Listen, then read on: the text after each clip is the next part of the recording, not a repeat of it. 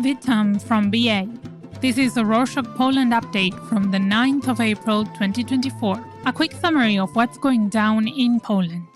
Let's start off with the local elections.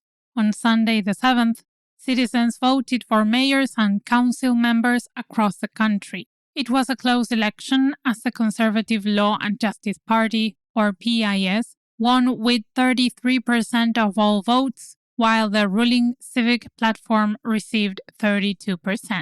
The Third Way Alliance, consisting of the Polish People's Party and Poland 2050, took third place with 13%. The far-right opposition Confederation Party got only 7%, while the Left Party received 6%. The election showed that the PIS succeeded in the countryside, especially in the east-south part of the country, while liberal coalition parties took the lead in the western cities that are ideologically and physically closer to the EU. Rafał Trzaskowski, the current mayor of Warsaw and candidate of the Civic Platform, gained 59% of all votes and secured another term as mayor. In other big cities like Kraków, there will be runoffs on the 21st of April, as no candidate exceeded the 50% threshold. According to the election results, although Law and Justice ended up first in the race, they didn't get all local governments since the ruling coalition parties received some of the votes. On the issue, Szymon Hołownia, the Speaker of the Parliament and a partner of the ruling alliance, said that the election result was a warning sign. The coalition parties have to stay together in order to win the next elections.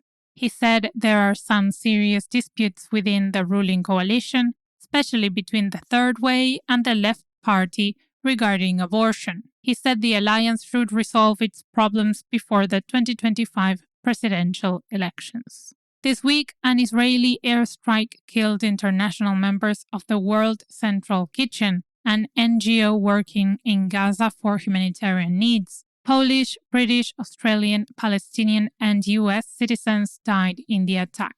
On Friday the 5th, the Polish Foreign Ministry summoned the Israeli ambassador to seek explanations for the death of the Polish citizen. Poland demanded that Israel pay monetary compensation to the victim's family and include the Polish side in the investigation to find the soldiers responsible for the air attack.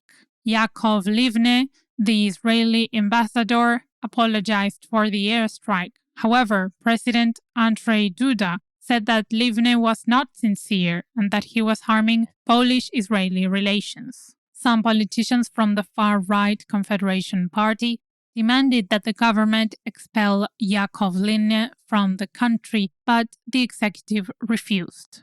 A Hong Kong-based company has been operating the strategically important Gdynia port located in the Baltic Sea. The port is key because the Polish army and NATO use it for wider access to international waters and the transportation of military equipment. However, this month, the port refused to allow the US to unload its military equipment due to logistics issues in the controlled zone. On Thursday the 4th, Polish security experts and EU officials asked the government to declare the port as critical infrastructure because China controls the Hong Kong-based company. This way, the Polish state will have more power in the port and will be able to interfere if there's a national security problem.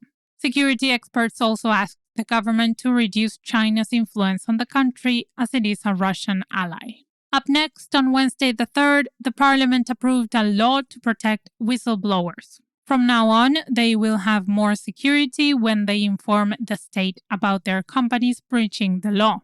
The new legislation will protect them against retaliation from the company.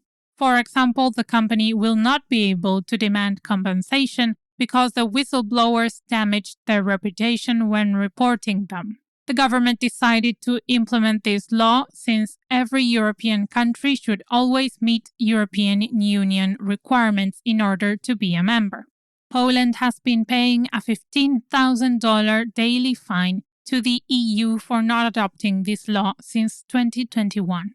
On that note about the European Union, on Monday the 8th, the Polish Finance Ministry announced that the EU might start an excessive deficit procedure against Poland because the country's budget deficit has increased since 2023. According to the procedure, the EU will first evaluate the situation and then possibly fine Poland for breaching EU requirements. The EU allows its members to have a budget deficit of up to 3% of their GDPs to control the bloc's inflation.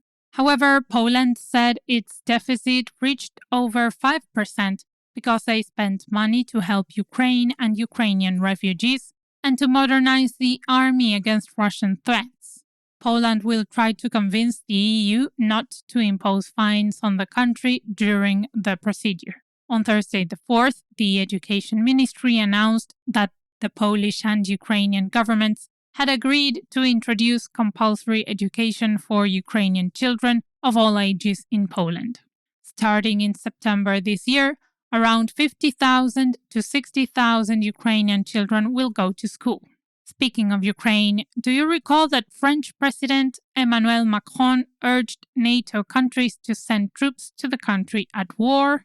Well, that has sparked a debate in Poland on whether the country should send troops or not. Last month, Radoslaw Sikorski, the Polish foreign minister, supported Macron's intention in one of his statements.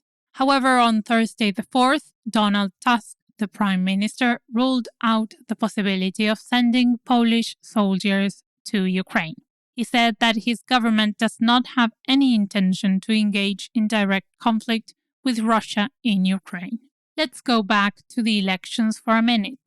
Last year, on the 15th of October, the current Liberal coalition won the parliamentary elections and replaced the Law and Justice government. On Thursday the 4th, Agnieszka Łuczyńska, the Minister of Civil Society, said she wants to make this day a new holiday to celebrate the ruling coalition's victory. However, this was called into question as part of society, and the opposition Law and Justice Party widely criticized her intentions. They think that national holidays should be special for every single Polish person, not just one part of society. Moreover, people asked the government to avoid any action that may divide the nation.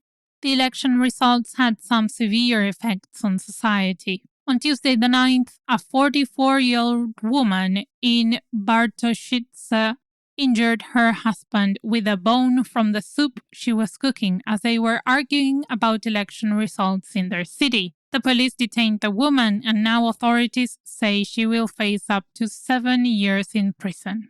On cultural updates, starting from the 29th of June until the 21st of July, 2 Polish directors will show their plays at the 78th Annual Festival d'Avignon in France. The Festival d'Avignon is a leading event in the theatre world.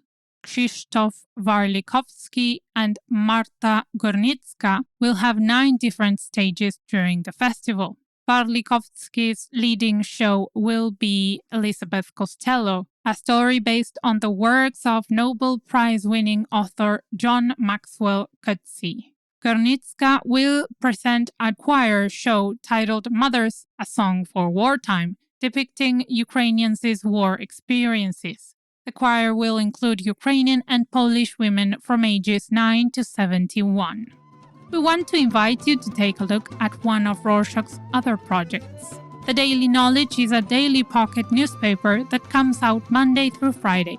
It is in our Hours In format, a little booklet that you have to print in order to read. In the Daily Knowledge, Hours In, you will find a collection of interesting newsletters and selected articles that take about an hour to read.